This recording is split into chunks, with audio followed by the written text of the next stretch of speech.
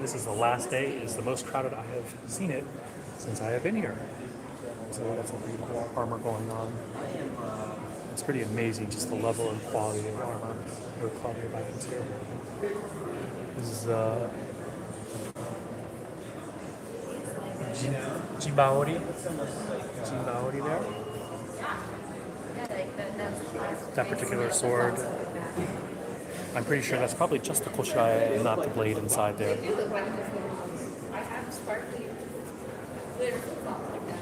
Circle right there. Jingasa, which is that? That's a beautiful Jingasa. Yeah, it is.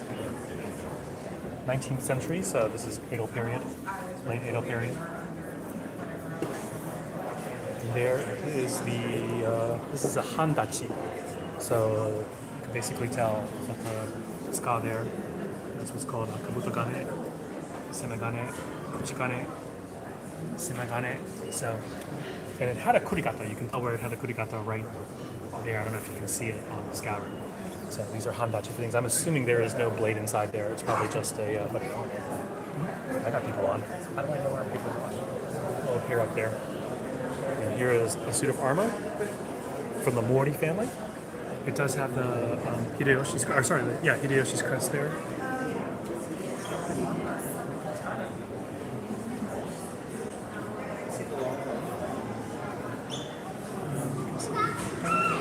Another Jinbaori. Saddles, just the detail is just simply amazing here. We're going to do some close-ups later. This is a little far back in my plexiglass holder, so we'll see once we come over here to the detail here. The crushed abalone, stirrups here. And the saddle, same thing, crushed abalone. It still doesn't look comfortable, does it? It does not look comfortable. Yeah, I can't get You look uncomfortable in style. Yeah, that's right. That's right. So yeah, just look how packed it is. Tons of people here. This is the last day of the event. This is the last day of the event. Apparently, it's been the VFA's biggest event. Let's see. And this is what always really amazed me was this little ornament. I'm not even sure what this ornament is called, but it's just all the detail on this armor.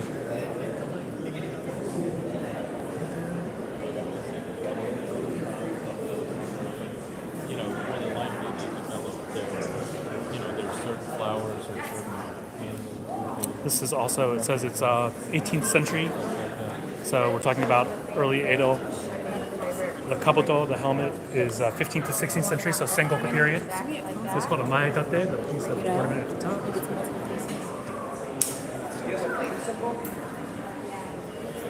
Just lovely ornament, just like all the detail in this pretty stunning. Once again, the maedate is a shishi, or a lion dog.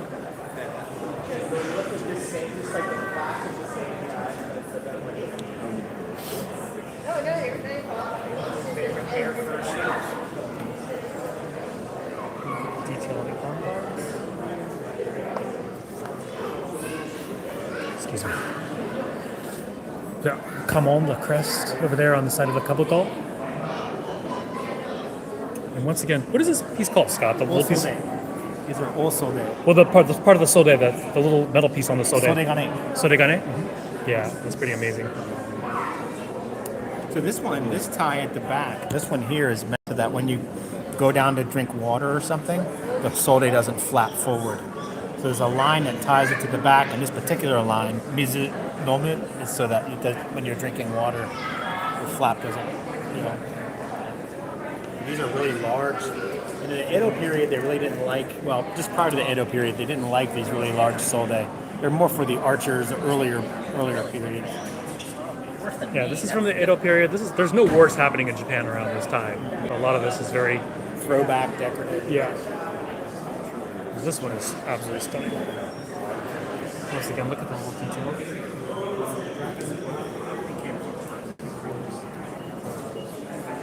This one also has a shishi.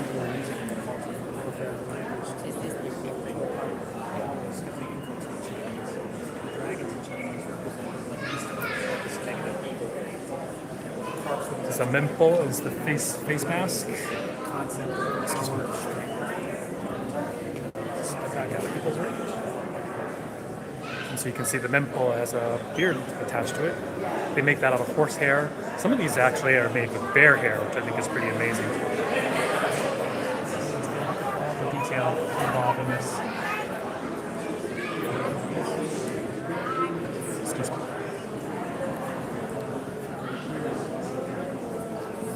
So once again, for those of you joining in, this is the samurai armor exhibit over at the Virginia Museum of Fine Arts. Today is the last day. It is absolutely packed. This is my third time coming, and I've never seen so many people. But it's just so much stuff going on here. This is the Battle of the Uji River. My wife is from the Uji. So I think this is close to Byodo-in, which is like a famous temple. It's on the back of the 5 yen piece. But this is a battle probably from the Genpei War. The Genpei War was the battle between the Heike and the Minamoto and the Taira. A major event in Japanese history. Come back to this guy here. Metal plate.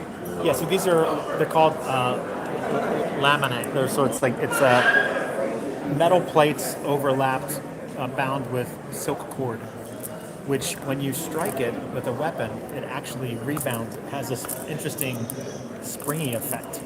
Unlike perhaps European armor where it's meant to absorb it, this has a more of a repelling kind of characteristic. And how often? So they would, after a real battle, I would assume they'd have to go back and record all that because of the cut.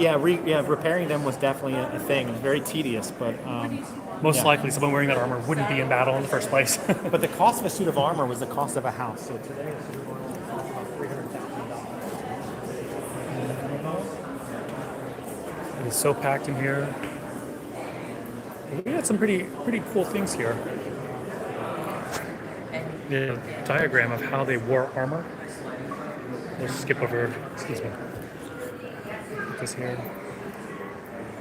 So there's a coming of age ceremony for the Genpei, and the children would get their first suit of armor. This one is just marvelous. I don't know if you can see the shishi that is engraved into the breastplate. I can't meet up with you next week. My son and I are going into battle. Oh, yeah. Check out that detail there.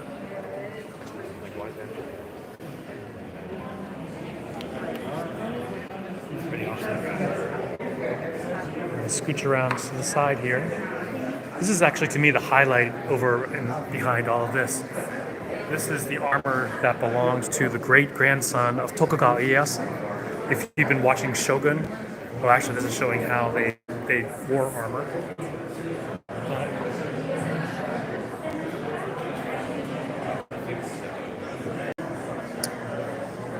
And in the last picture, you're ready to shoot for the Olympics, like Korean.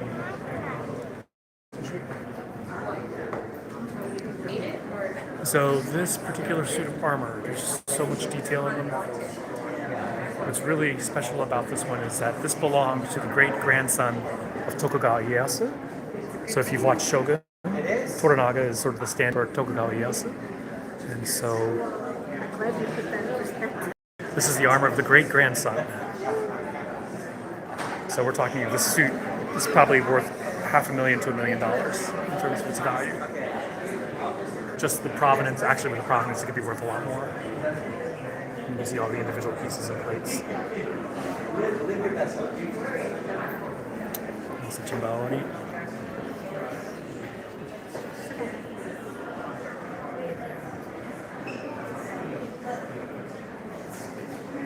And to me, this is the highlight of this exhibition.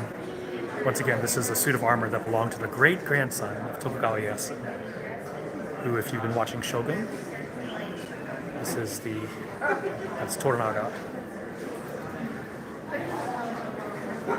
And then here you can see the names of all the pieces and things.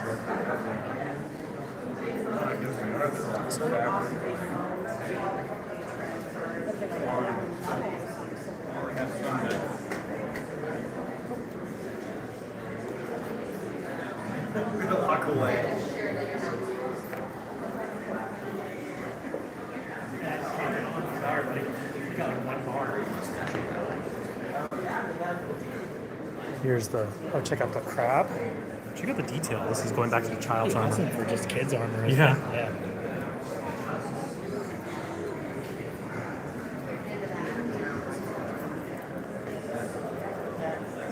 talk about the hole in the armor Hachimanza. Hole the top of the helmet. So the hole was originally for them to pull their hair through it, but then then they started changing their hairstyle and wearing a hat underneath it. So that is called the Hachimanza. Hachiman is a Japanese deity of warfare. So the whole idea was they would create a hole where would not only ventilate the helmet, but the philosophical thing was the spirit of Hachiman would look down upon them when they're on the battlefield. So it had this very interesting philosophical spin on it too. Now, looks like crab's different on that sleeve. Oh yeah, the crab. Check out the detail. The crab is actually different.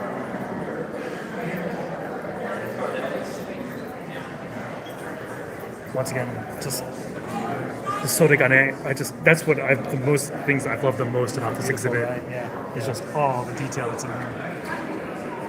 And you know, when you see it on the corners of the solde, it's like really high end. When you see the metal bits on the corners, that's like really, really high end. By the way, say hi, Scott. Hi, everybody. So yeah, this is Scott and John from RVA Katana. We are live over at the VMFA, the Virginia Museum of Fine Arts, where it's the last day. He's smiling at you as you're about to die. Yes, the Mempo is smiling. Mempo, Hello, I'll be taking your life now. Or you're taking his life and he's still smiling. Right. This armor is from the helmet is from the 14th century, so that's Nambokuto Jidai. Nambokuto Jidai no It's a Kabuto. 700-year-old helmet right there. Yeah. Pretty amazing. Look at all the shakudo, just some details. It's all gold inlay. Interesting to notice the solde, it's like a hinged element, so it hinges around the arm. That's really high end. That sleeve where it hinges, see how it hinges open? That's just wild. So there's the open hinge right there that Scott was referring to. Yeah. And look at the dragon engraving. Oh, it's stunning.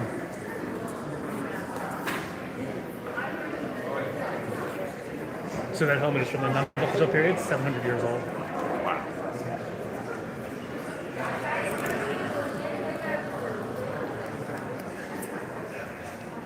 This is my second favorite piece of armor in this exhibition. Right. Yeah, my favorite is that one because that belonged to the great grandson of Tokugawa Ieyasu. Yeah, I heard Yeah. you say it. I was like, okay, that's Yeah. cool. I mean that probably is worth $2 or $3 million.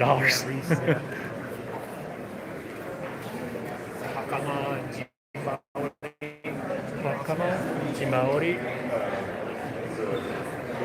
Usually a commander would wear these as someone of importance. You'd have the family crest on the back worn over the armor. That's Hideyoshi's family crest, I believe. Yes, it is. Look at the detail though. You know, it's all like hand done. It's insane. Yeah, when you stop and think that all of this stuff is handmade, it's just absolutely There are mind-blowing. no machines. They're not. They're not. Yeah. This is at RVA. We're in the VMFA, the Virginia Museum of Fine Arts, for the armor exhibit. This is the last day. And for those of you who don't know, this is RVA Katana in Richmond, Virginia, and we are going off-site today. Usually we only go from home. This is Fudomyo, God of War. Check out the Mitsudomoe over here. Just all the detail in a piece of art.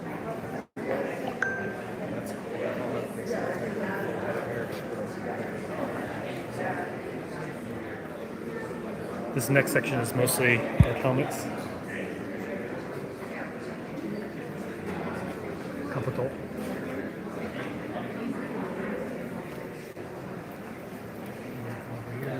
There's a line here, so I'm just going to hold this up and hopefully you can see I'm not going to cut the line. Actually, these are well worth seeing. And yeah.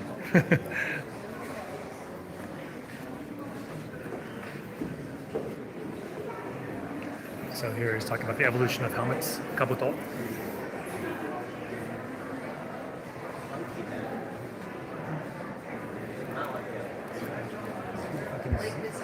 Oh, there we go. We're going to zoom in. The resolution isn't great. This way I can stand 12 feet away and still get some detail.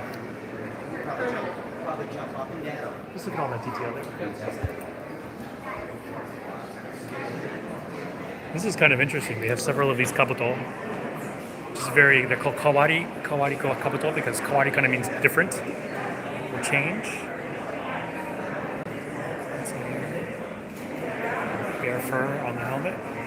Check out this is actually paper mache around steel. And so you can see it has these large rabbit ears. I love the bear fur. The bear fur, yeah. Bear fur. We'll come back to the back and you can see They use bear fur here. That's wild. Scott could use some bear fur on I top. could use a lot of bear fur.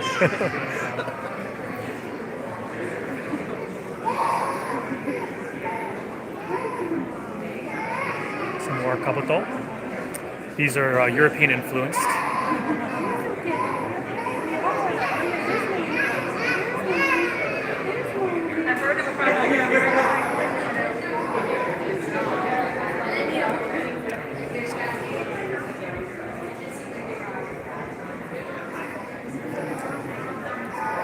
See that Portuguese, Spanish influence.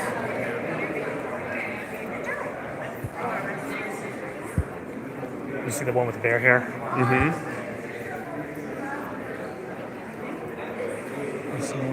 Let's flip over here. Once again, look at all the detail of this ironwork. It's absolutely stunning in this kabuto.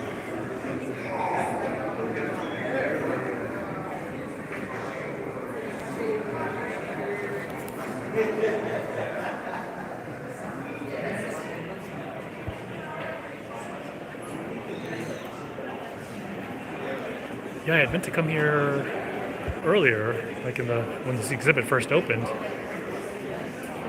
like on a day when no one would be here, and happened to come on the very last day where there are tons of people. They call this flesh colored. I guess it's kind of like a Crayola crayon, but for Japanese.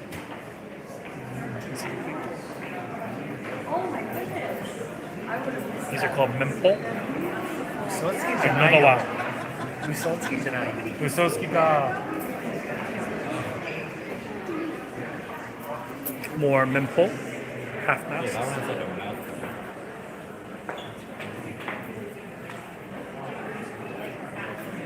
It's kind of wild.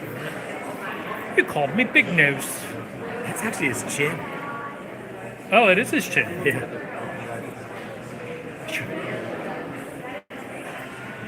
I guess he had a pointed beard. He could put it in there. What happened? I was chin stabbed. What happened to your face? Someone chin stabbed.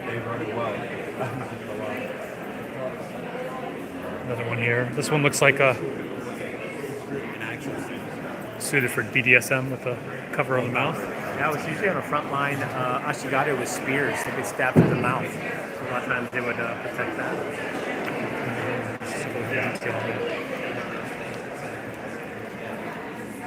For those of you just joining in, we're at the Virginia Museum of Fine Arts in Richmond, Virginia. This is RVA Katana.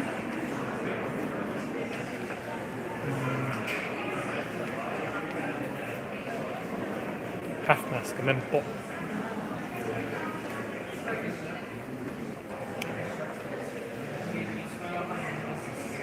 This is a traveling exhibit from Dallas, Texas. It's one of the largest armor exhibits outside of Japan.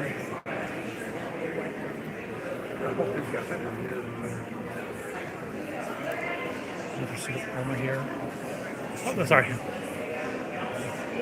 And as you can see, all the detail. I'm going to zoom in here so I'm not going to get in people's way. Yeah. Just the detail. The old Qing family are really famous for armor. And this is from, what are they saying? It's Muneharu sign. Oh, so but look at this. The chest plate is from the 1530 to 16. So that's Sengoku, late Sengoku Jidai, late Muromachi. So let's come and check out all the details. And I'm kind of obsessed with these sodegane. Just to me, yeah. Gane means metal. Sode is like that piece of metal. This the armor. This the shoulder. Sleeve. That literally means sleeve. I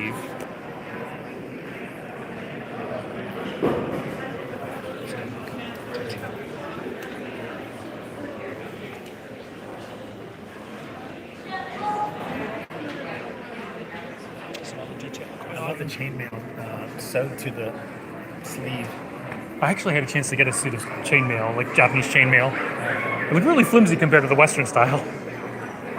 Scott, you want to tell us again about these, the cords? Yeah, so these different cords used to tie the sleeves back to keep the sleeves from moving too far forward. It's a big deal, especially if you're on horseback.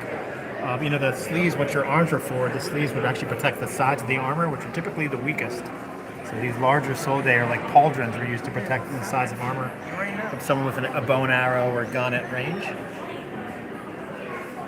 We really should have done this like months ago. Why didn't we? When there's I know, nobody- right? When there was nobody around. Gonna check out some more interesting looking couple.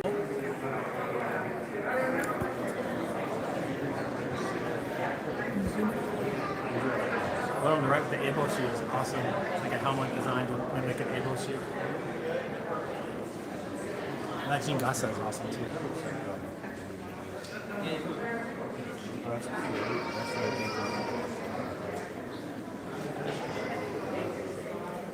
It's the Eboshi. Eboshi is the ones with the really large crest. So it was pretty popular. I guess Sonata, Yukimura had a really big, right? No, not him. Who am I thinking who had the really big ones? Uesigi Kenshin. Kenshi had a big Eboshi? Yeah, I mean, a samurai would never go outdoors without a hat on. Especially in armor, you always have to have a hat on. So that kind of that helmet mimics the eboshi style hat. Oh, this is probably one of my favorite kabuto here. Oh, this one's beautiful. Yeah, it's a lot of very Buddhist symbolism here. Can you imagine how it was hand done? You know, the flames going to arc. It's so difficult to symmetry. I'm gonna come over to the side, see if we get a better angle so you can just see all the detail there.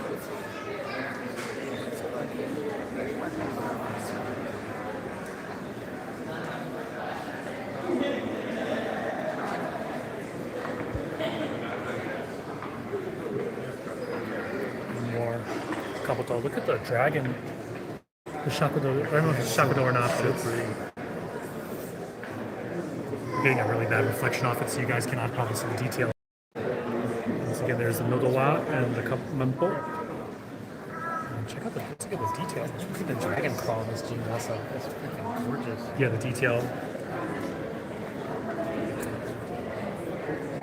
That's an interesting mempo, isn't it? Mm-hmm. Yeah. Soul man. I could use some soul man right now. Check out the detail on this guy. The kabuto. 1688 to 1749, so this is early Edo period. Just look at the detail. I'm going to zoom in on this. Just look at all the detail there on the kabuto. How big the Mizugai, she used the big wing. It's huge. It's freaking awesome. Detail work on that. Look at that. The tombo on there. You see the tombo? That's pretty amazing.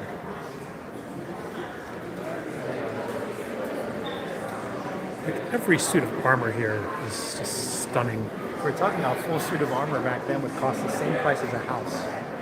So in Like, today's are we term- talking about a little shack in the ghetto, No, or like a proper house. Like by today's standards, today's money, this would be $300,000.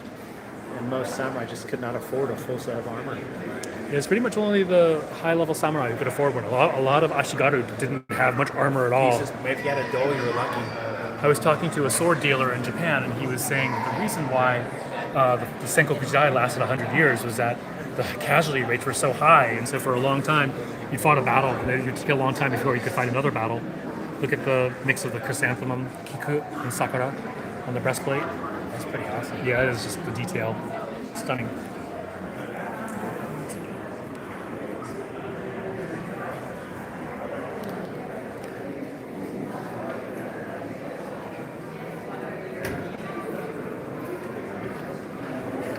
And then the sashimono. Like a sashimono, right? That is a sashimono. Yeah. Sashimono. Sashi literally means to insert. Mono is an item. So something that was inserted into the back of the samurai's armor. We're going to see if we can get that. I just got one of those for my suit of armor in the shop. So holder. Oftentimes sashimono would help identify you on the battlefield. Usually worn before engagement so people can see who is there. Check out the detail on the hand there. I'm going to zoom in.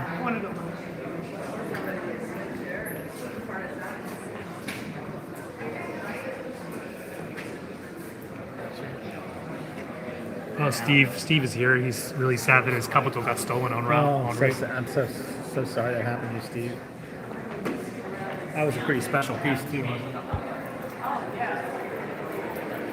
This, I believe, is part of the 47 Roni. Is this? What is this? Yeah, these are Shinsengumi. So yeah. Is this Shinsengumi? Right, look at the haori. It's all Shinsengumi no haori.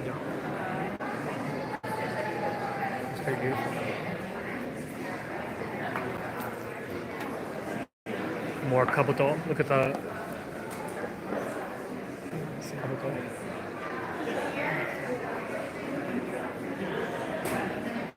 For those of you that Shinsengumi were a group that were organized by the shogun to patrol Kyoto. And you get different takes on them in history. Sometimes they're seen as being these youthful heroes, and other times they're thugs. So it really depends on who's telling the story. Bakumatsu, end of the Edo period, when Japan is faced with the West and America's gunboats, and it just basically turns Japanese culture on its head. The detail on that kabuto. And this kabuto.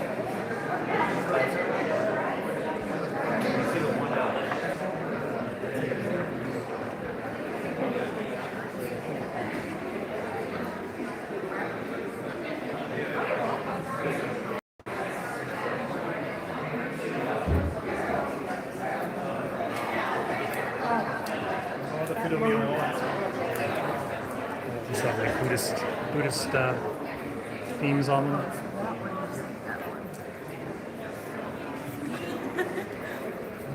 You can tell him. On the far left. He doesn't know.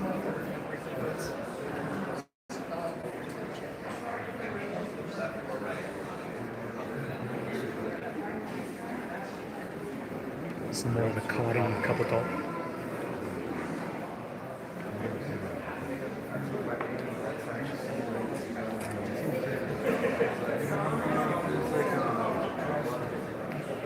You really cannot tell from here when I zoom in. So you can see the leaf detail there.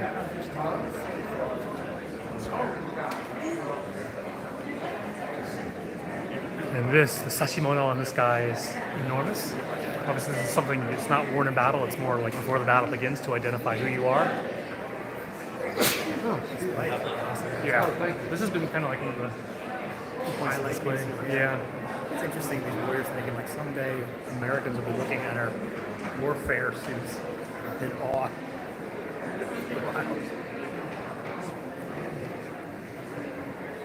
this is a very interesting maedate. One thing that was worn on top of the helmet. Half bird, half fish, all ass kick. Yeah. That's where my wife has made that face at me once or twice. Are you sure you were just looking in the mirror?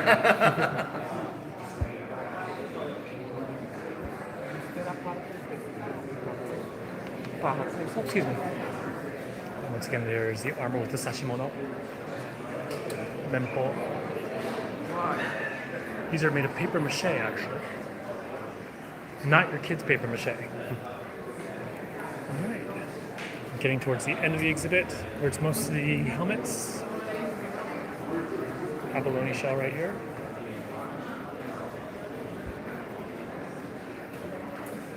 Excuse me. I think on horseback in the wind blew and you fly off the horse. Getting a concussion right there. Right. Here's more Buddhist symbols here. Dharma wheel, the sashimono. Check out it. On the one on the right, we buy everyone else. It's seen depicted in the painting. It's kind of wild, isn't it?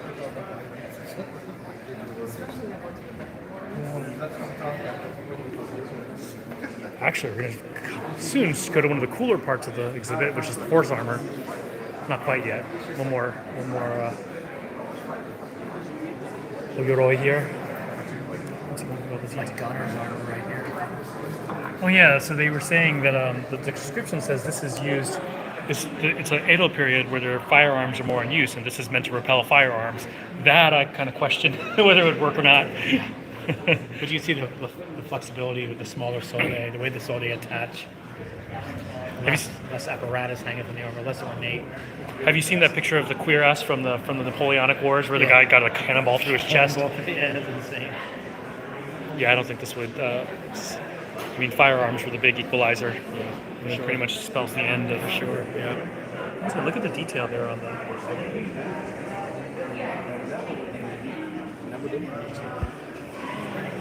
We were at the Virginia Museum of Fine Arts. They have a, this is the largest samurai armor exhibit or collection owned in the United States. It's a permanent museum in Dallas, Texas. And they bought 180 of their most interesting pieces in a revolving show. It's been here for 3 months. Today's the last day. I don't know where And it's the most crowded I've ever seen. This is my third time coming, and I've never seen so many people here coming to see it for the last day. That's right. Yeah. Did you get the seashell motifs on the helmet? I That's one of did. my favorite parts of this armor. And we are coming towards the end. Well, the end of this. There's like some other cool stuff. We'll get into some actual weapons, which will be my. Not too many, unfortunately, but. Mempo here. Yeah, remote side to the museum a couple years ago was pretty amazing. They have a lot of arms in the museum, but I think this particular show was just showcasing the actual armor. Yeah, what up, Brainiac?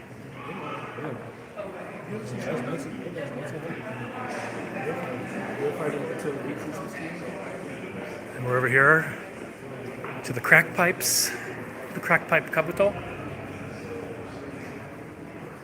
First I thought it was like a radar type of thing, but it is actually supposed to be a pipe.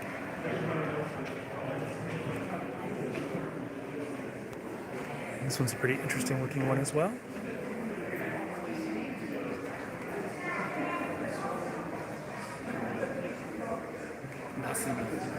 Natsumi, buddy.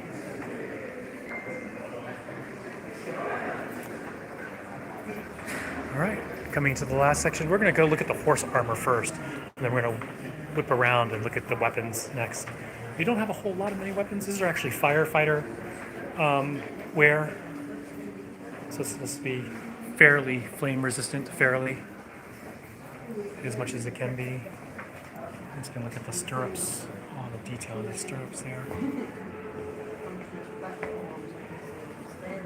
It's an interesting design. The actual rope with the stirrups was longer so they could kick people in the face. So unlike a Western stirrup that you have like a little bar, this is actually something you can put your whole foot in. Saddle over here. Look at the detail on this pole. I'm going to go zoom in on that so you can see the detail over here. I wouldn't want to sit in that saddle for more than 5 minutes.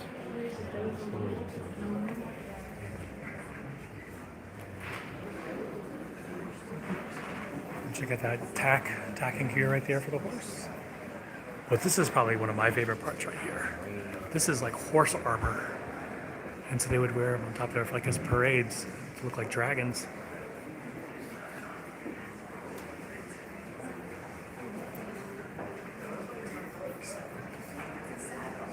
Scooch over here.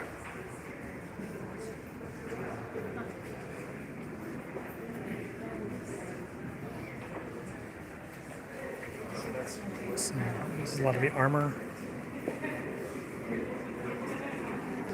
I've seen these shoes before in different museums. It's interesting when the horse armor is really from the Edo period.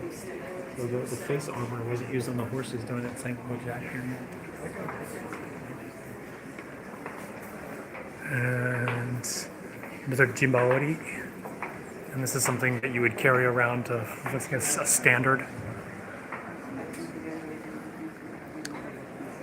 That's Machi Isao's kamo. Omajirushi. Oh, is it Machi Isao's kamo? Yeah, I'm trying to remember who it was, which family that was. Ikeda family right there. Mempo. Clarice. Namu Myoho Amito. Renge Kyo. Yeah. Buddhist banner. See that used in Reiki. Mm-hmm.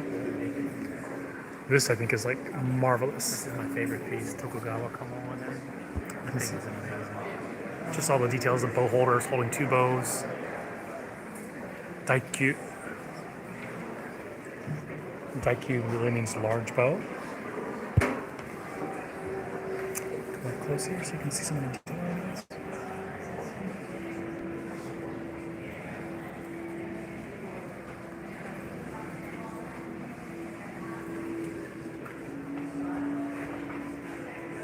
And I don't know if you can see the arrows in there. Scooch around so you can see there are the arrows in there.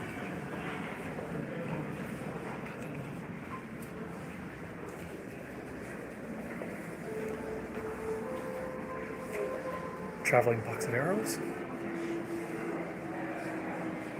One of the really cool things is arrowheads. I've sometimes been tempted to buy some of the arrowheads. These are pretty cool looking.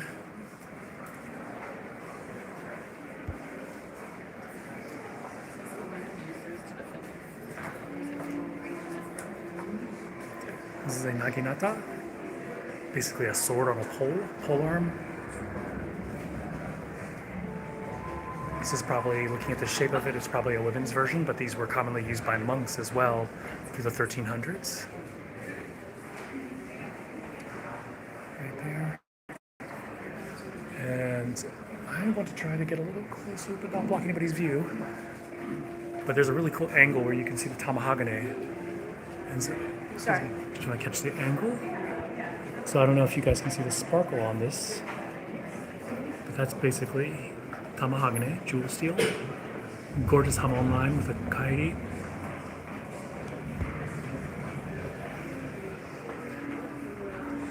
Now, the saddest part for me was they only had 4 swords in this entire exhibit. And I would assume these are just purely the fittings, the koshirai, and not the blades themselves. Well, the ehu is gorgeous. I am, ehu is my favorite style of tachi, based on Tang Dynasty style Chinese swords. Really popular. Yeah, it's a very shallow swording. I'd be very curious to see what the blade that was in it looked like. Yeah, for sure. I doubt there's a blade in it. No, I'm pretty sure they would display the blade there. Has So the you really see the Chinese influence. Tang Dynasty, yeah. There's The tsuba, the handguard, yeah. the Aikuchi style tanto and a wakizashi. And then here, gunner. You can see it's a matchlock rifle. One of the interesting things about firearms in Japan, there's this idea that samurai would never just honor themselves with a firearm. That's utter bullshit. Firearms were introduced to Japan in what, about 1543? Japan had more guns in their country in the 1600s than all other countries combined. So those of you who are watching like the Blue-Eyed Samurai, and they say that the fowler was able to walk on Edo Castle with gunnery, he would have been faced with more guns. That's right. So, but just the detail. Look at the view on that one, like dragon. Details, armor is stunning. I love the bullet formation there. Oh wow! Yeah, did you see that? I did not see that. So this guy took a bullet.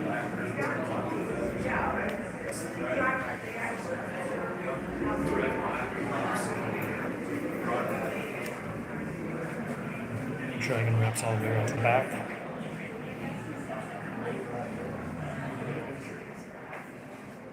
For those of you just joining in, this is the VMFA, the Virginia Museum of Fine Arts. And this is the last day of the Samurai exhibit. It's a traveling exhibit that's based in Dallas, Texas, and it's been here for about 2 months. It's actually led to a huge number of people coming into the shop. So it's pretty fun that way. And finally, this is sort of like the posing room, I guess. Various types of armor. It shows you that the average height was 5'3" during that one stage period. So they're actually pretty short by today's standards.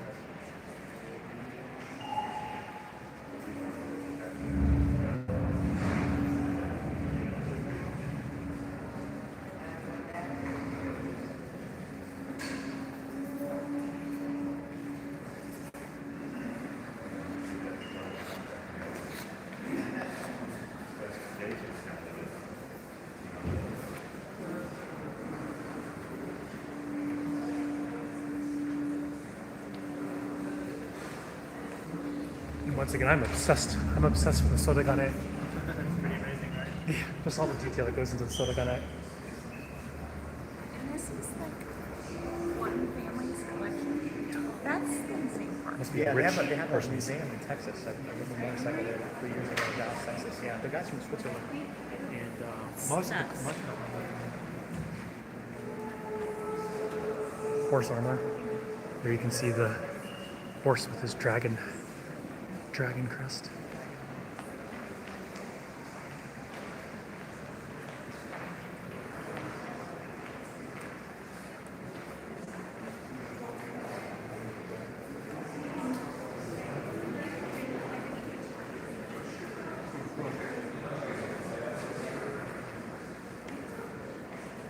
Scooch by, excuse me. Look at the detail on the tack.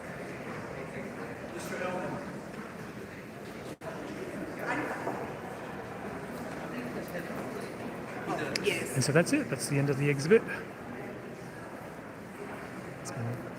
And once again, this is the last day. I really wish I'd come here when it was a little less crowded. The average height was 5'3".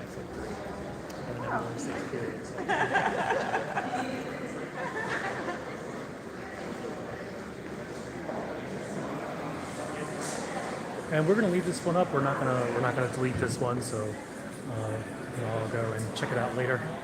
Live stream.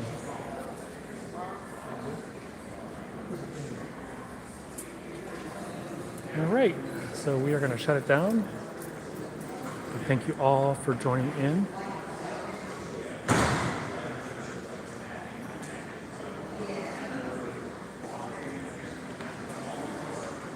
We actually had a display ourselves here at the gift shop up until today. Scott brought all the swords back. My wife's art's in the gift Yeah. shop over there. Yeah, Scott's wife is a world-class calligrapher, and her art is going to be on permanent display here at the DMFA. Yeah, she sold several pieces here.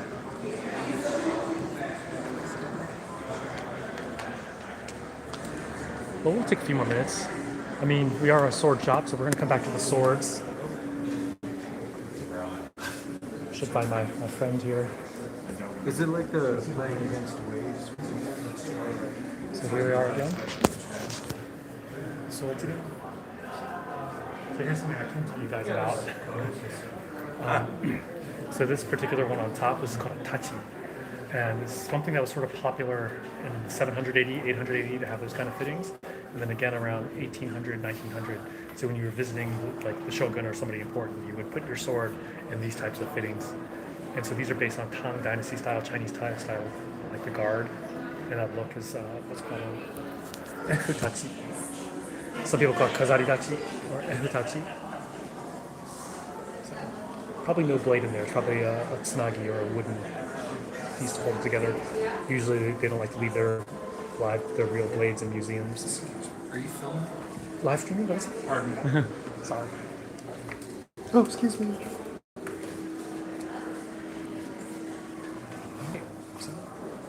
Now, would those be passed to heirs? Yeah, totally. I don't know if you guys can see here.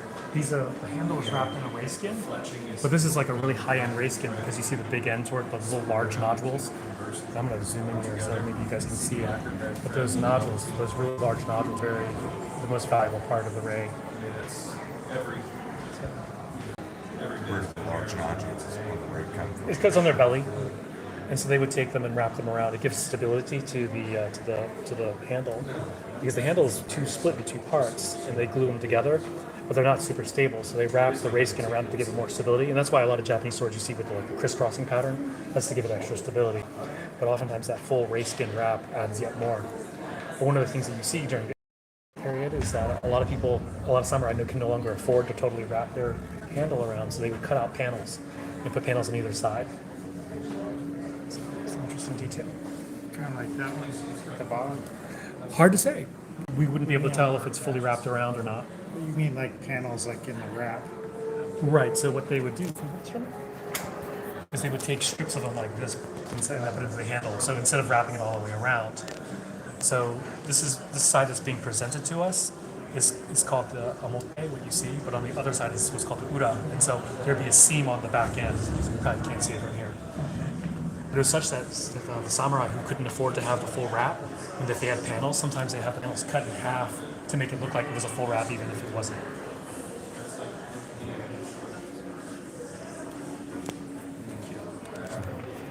And once again, gotta come back to the naginata. You can tell that sword, they probably put Renaissance wax on it to keep it from rusting. But really, it's very hard to catch the angle with the naked eye. You can oftentimes see the tamahagane, just the sparkle in the steel that you don't see in modern day steel.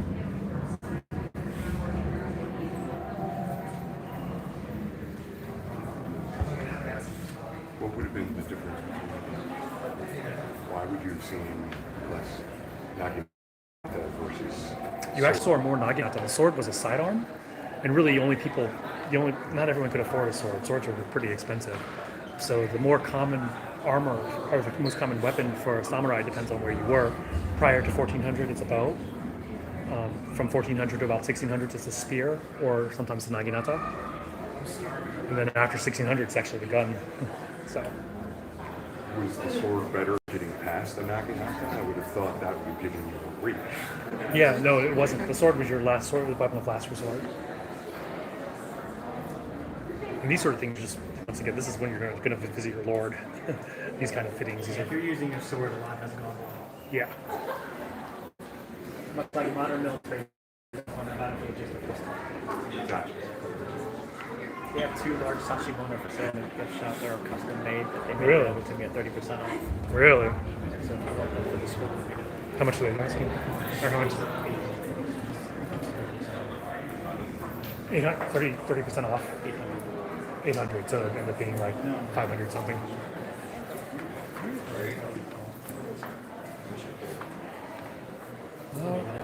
We'll take a look. Okay, so thank you all for joining in. We got to come back to this piece of armor again. This is a gunner's armor. It is so cool. Just all the detail in it. And this one has been hit by a bullet. You can see that it. Yeah, it looks like it hit. I see 3 dents. So it makes me wonder if the guy was like actually was in battle and took shots, or whether they tested the armor with.